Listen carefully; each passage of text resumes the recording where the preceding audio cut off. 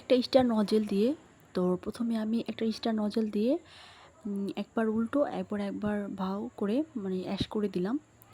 তো এইসব কেকের উপরে এরকম ছোটো ছোটো করে অ্যাশ করে দিলেই খুব ভালো লাগে।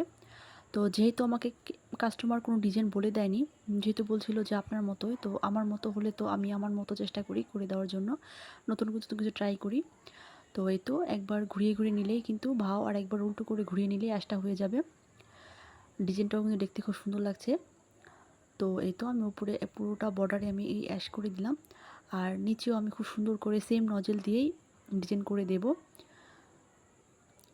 তো কাস্টমার যখন নিজের উপর ডিজাইন ছেড়ে দেয়, তো তখন ভাবি যে নতুন কিছু করি, বা মানে নিজের কাছে যখন সুন্দর লাগে তখন সবার কাছে সুন্দর লাগবে। তো সবসময় চেষ্টা করি যে সুন্দর করাটাই, এবং আমার বেস্টটা দেওয়ার চেষ্টা করি।